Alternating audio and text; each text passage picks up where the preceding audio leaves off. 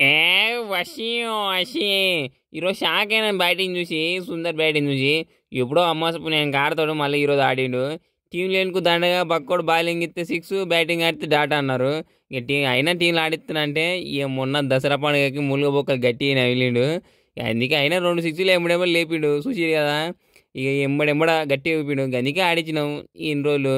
ఇక నేనేమో ఈ ఐపీఎల్లో లేపి ఆడతా మరి ఎగిరెగి 6లు కొడతా. కానీ ఇంక నేను ఏం పుట్టిందో ఏమో అత్తున్నా పోతున్నా దిగుతున్నా పోతున్నా.